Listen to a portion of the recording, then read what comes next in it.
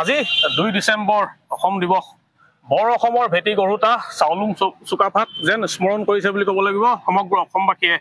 ব্যতিক্ৰম নহয় নাজিৰা যিহেতু মই চাৰিআলি কাষত যিহেতু আছো, ইয়াত যিহেতু এই যে স্থান আছো য'ত মই উপস্থিত হৈ আছো, ইয়াত দেখা পোৱা যাব যে খুব কম সময় পাছতে ইয়াত যি বৰ অসমৰ গঢ়োতা যি চাউলুং চুকাফাৰ এটা প্ৰতিমূৰ্তি ইয়াত উন্মোচন কৰা হ'ব। যিহেতু 1228 খ্ৰীষ্টাব্দতে যি সমাৰপীঠত তেখেতে ভৰি দি আহোম ৰাজ্য বিস্তাৰ কৰিছিলে, তাৰ পাছতে 1253 খ্ৰীষ্টাব্দত যিহেতু চৰাইদেউত তেখেতে ৰাজধানী স্থাপন কৰিছিলে, প্ৰথমখন ৰাজধানী। তাৰ পাছতেই তেখেতে প্ৰায় তেখেতে যি বল আছিলে, বিক্ৰম আছিলে, 7 ৰাজ সামৰি 1 ৰাজ প্ৰতিষ্ঠা কৰি সমগ্ৰ অসমত তেখেতে 600 বছৰ ৰাজত্ব কৰিছিলে, আহোম ৰাজ্য স্থাপন কৰা এইজনে প্ৰথম পূৰ্বপুৰুষ বুলি ক'ব লাগিব চাউলুং চুকাফা। তেখেতক আজি যেন স্মৰণ কৰিছে বুলি ক'ব লাগিব সমগ্ৰ ৰাজ্যবাসীয়ে। মোৰ সহযোগী প্ৰথমতে এইফালে দেখাবলৈ কৈছে যে কি চাউলুং চুকাফাৰ এটা প্ৰতিমূৰ্তি যিহেতু ইয়াতে উন্মোচন কৰা হ'ব নাজিৰা যিহেতু আছো মই বৰ্তমান সময়ত, মোৰ সহযোগী সম্পূৰ্ণ দৃশ্য একাধিক্ৰমে দেখাই যাবলৈ কৈছো যে কি সাংস্কৃতিক পৰিক্ৰমা বিভাগৰ তৰফৰ লগতে সদৌ অসম উন্নয়ন পৰিষদ সদৌ টাই আহোম উন্নয়ন পৰিষদৰ তৰফৰ পৰা এনেধৰণে তেখেতলোকে বৰ্তমান সময়ত যেন এই যি প্ৰতিমূৰ্তি উন্মোচনৰ যি আজি যিহেতু অসম দিৱস, সেই তাৰ আগমুহূৰ্তৰ দৃশ্য আমি আসাম টক দৰ্শকসকলক দেখাই যাবলৈ চেষ্টা কৰিছো যে চাওক, ইয়াত যিহেতু প্ৰায় 200জন মুলুঙে ইয়াতে তেখেতলোকে এনেধৰণে বানফি পূজা যিহেতু আয়োজন কৰিব বা তাৰ আগমুহূৰ্তৰ দৃশ্য মই দেখাই আছো যে দেখা পাইছে যে প্ৰত্যেক অসমৰ বা শিৱসাগৰ জিলাৰ বিভিন্ন প্ৰান্তৰ পৰা যিসমূহ মুলুং আছে তেখেতলোকে যেন আহি বৰ্তমান সময়ত এই বানফি পূজাৰ বাবে তেখেতলোকে প্ৰস্তুতি চলাই আছে বুলি ক'ব লাগিব।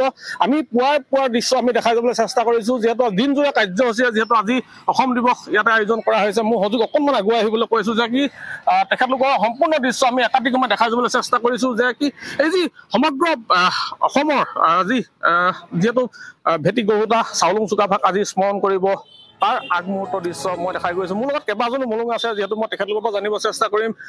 যিহেতু দাদা আজি আমি আহিছো, আমি দেখা পাইছো যে কি আপোনালোকে প্ৰায় যি বানফি পূজাৰ বাবে আয়োজন চলাই আছে, কেতিয়াৰ পৰা চলাইছিলে আৰু কেতিয়া সমাপন হ'ব? আমি পুৰা ৰাতিপুৱা 7 বজাৰ পৰা আমি যি বানফি অনুষ্ঠান অসমীয়া জাতি ভেটি গঢ়োতা চাউলুং চুকাফাৰ যি প্ৰতিমূৰ্তি উন্মোচন হ'ব আজি ইয়াত, এটা সুন্দৰ পদক্ষেপ বিশেষকৈ উন্নয়ন পৰিষদলৈ আৰু অসম চৰকাৰৰ সাংস্কৃতিক বিভাগলৈ আমি ধন্যবাদ জ্ঞাপন কৰিছোঁ। তাৰ লগতে আমি 100জন মলুং আহিছোঁ। বানফি অনুষ্ঠান আমি 5খন বানফি 5খন বানফিৰে তেওঁলোকক প্ৰাকৃতিক উপৰি সত্তাটোক আমি স্মৰণ কৰিম, লগতে চাউলুং চুকাফাকো আমি স্মৰণ কৰিম আজি। ধন্যবাদ জনাইছো আপোনাক। আচলতে মই পুনৰ এইফালে দেখাবলৈ কৈছো যে দেখা পাইছে কি যিসকল মুলুং আছে, মুলুংসকলে এনেধৰণে বৰ্তমান সময়ত যেন তেখেতলোকৰ যি বানফি পূজা, সেই বানফি পূজাৰ বাবে ব্যাপক প্ৰস্তুতি গঢ়ি তুলিছে বুলি ক'ব লাগিব।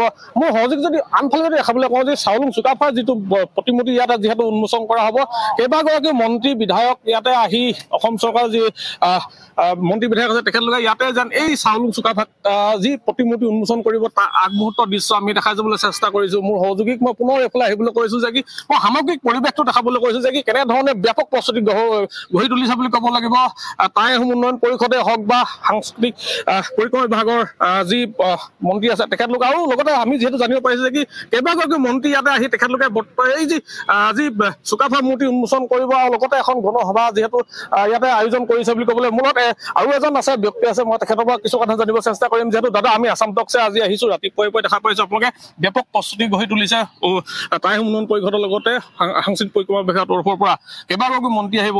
আজি যিহেতু পিতৃপুৰুষ স্বৰ্গীয় চাউলুং চুকাফাৰ যিহেতু এটা প্ৰতিমূৰ্তি এটা উন্মোচন কৰিব, কেনেকুৱা লাগিছে আৰু কি ক'ব এই মুহূৰ্তত? আপোনালোকে সকলোৱে জানে 1228 খ্ৰীষ্টাব্দতে আমাৰ চাউলুং চুকাফা স্বৰ্গদেউ আমাৰ ইয়াত মানে আহি উপস্থিত হৈছিলে আৰু তেখেতে আহি গোটেই 7 ৰাজ সামৰি 1 ৰাজ কৰি বৰ অসম সৃষ্টি কৰিছিলে। গতিকে তেখেতৰ প্ৰতিমূৰ্তি ভাগ আজি উন্মোচন হ'ব নাজিৰা মাজমজিয়াত, টাউনৰ মাজমজিয়াত। আমাৰ টাই আহোম ডেভেলপমেণ্ট কাউন্সিলৰ আমাৰ অধ্যক্ষ মানচাও ময়ূৰ বৰগোহাঁইদেৱে নেতৃত্বত আজি এই প্ৰতিমূৰ্তি ভাগ ইয়াত প্ৰতিষ্ঠা হৈছে। গতিকে অসম চৰকাৰে সাংস্কৃতিক ডিপাৰ্টমেণ্টৰ পৰাও আজি আমাৰ অসম দিৱসটো আমাৰ নাজিৰাতে অনুষ্ঠিত কৰিছে। আমাৰ ইয়াত আমাৰ প্ৰতিমূৰ্তি ভাগ উন্মোচন হ'ব প্ৰায় 10:30 বজাত। তাৰ আগে আমি যি প্ৰস্তুতি আমাৰ পূজা অৰ্চনা যিটো চুকাফাই বানফি যিটো চুকাফা আহোঁতে পৰম্পৰা যিটো লগত লৈ আহিছিলে, সেই লৈ অহাৰ ৰীতি নীতিয়ে আজি আমাৰ এই অনুষ্ঠানভাগী হ'ব। যিহেতু তেখেতে প্ৰতিষ্ঠা কৰি থৈ যে বৰ অসমখন যাতে তেখেতৰ দৰে আদৰ্শৰে যাতে চলি যায় বা সুন্দৰকৈ পৰিপাতি হয়, তাৰ প্ৰতি আজি 200 মলুঙে আশীৰ্বাদ দিব আৰু তেখেতক মানে উন্মোচন কৰি জাতিটোৰ কাৰণে, দেশখনৰ কাৰণে এটা মংগল যাতে বাৰ্তা আনে। আৰু এই উন্মোচন কৰিব আমাৰ কেবিনেট মন্ত্ৰী শ্ৰীযুত পীযুষ হাজৰিকাদেৱে ডাঙৰীয়াদেৱে গতিকে আৰু লগতে আমাৰ কেন্দ্ৰীয় মন্ত্ৰী পবিত্ৰ মাৰ্ঘেৰিটা থাকিব, আমাৰ কেবিনেট মন্ত্ৰী যোগেন মোহন, সাংস্কৃতিক মন্ত্ৰী আমাৰ বিমল বৰাদেৱ, গোটেইকেইজন উপস্থিত থাকে। বহুত কেইজন ব্যক্তি আমাৰ মাজত উপস্থিত থাকিব। আজি আমি প্ৰথম কাৰ্যসূচী আমাৰ বানফি আছে। আমি বানফি খুব কম সময়ৰ ভিতৰতে আমাৰ আৰম্ভ হ'ব। আৰম্ভ কৰি আমি ইয়াৰ পৰা এটা সাংস্কৃতিক শোভাযাত্ৰাই আমাৰ নাজিৰা যিটো খেলপথাৰ, ক্ৰীড়া খেলপথাৰত যিখন আমাৰ অসম দিৱস অনুষ্ঠিত হৈছে, সেই অনুষ্ঠিতলৈ এটা শোভাযাত্ৰা আৰম্ভ হ'ব আৰু প্ৰায় 11টা বজাৰ পৰা তাত আমাৰ অনুষ্ঠান দিনযোৰা কাৰ্যসূচী। ৰাতিলৈও আমাৰ সাংস্কৃতিক অনুষ্ঠান আছে। টাই আহোম ছাত্ৰ সন্থাৰ উদ্যোগত আমাৰ ৰাতিলৈ এটা সাংস্কৃতিক অনুষ্ঠান দিছে। তাৰ লগতে আমাৰ হীৰা মঠু আমাৰ জুবিন গাৰ্গৰ স্মৃতিত আমাৰ এটা অনুষ্ঠান ৰাখিছে। গতিকে এটা আজি দিনযোৰা এটা বৰ্ণাঢ্য এটা কাৰ্যসূচী, অন্যান্য কাৰ্যসূচীত মানে সকলো ৰাইজৰ উপস্থিতিও আমাৰ কামনা কৰিছোঁ। আমি সকলোকে আমি ব্যক্তিগতভাৱে নিমন্ত্ৰণ কৰিব নোৱাৰিলোঁ। টাই আহোম ডেভেলপমেণ্ট উন্নয়ন পৰিষদৰ উদ্যোগতে আমি এই অনুষ্ঠানটো হৈছে। গতিকে আমাৰ এই টাই আহোম উন্নয়ন পৰিষদৰ সমূহ বিষয়ববীয়া তথা আমাৰ মাননীয় ময়ূৰ বৰগোহাঁইদেৱলৈও আমি ধন্যবাদ জ্ঞাপন কৰিছোঁ আৰু তেওঁ যে এটা সুন্দৰ পদক্ষেপ লৈছে তাৰ প্ৰতি আমি তেখেতক দীৰ্ঘ কামনা কৰিছোঁ। ধন্যবাদ জনাইছোঁ।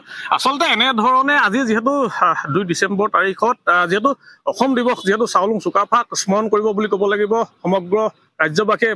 মই পুনৰ কৈছোঁ ব্যতিক্ৰম নহয় বুলি কৈছোঁ, নাজিৰা বুলি ক'ব লাগিব। নাজিৰাৰ এই চাৰিআলিৰ সমীপত যিহেতু পূৰ্ণাংগ এটা প্ৰতিমূৰ্তি যিহেতু স্বৰ্গদেউ চাওলুং চুকাফাৰ ইয়াতে উন্মোচন কৰা হ'ব। তাৰ পাছতেই যেন দিনযোৰা কাৰ্যসূচীৰে বহুকেইটা অনুষ্ঠান হ'ব। তাত ৰাজ্যৰ কেইবাজনো মন্ত্ৰী বিধায়কে ইয়াতে অংশগ্ৰহণ কৰিব বুলি এই মুহূৰ্তত ক'বলৈ পাৰোঁ। আৰু আমি একাধিক্ৰমে সম্পূৰ্ণ দৃশ্য দেখাই যাবলৈ চেষ্টা কৰিম। আসাম টক্স আসাম টক্স আপোচবিহীন অসম কণ্ঠ।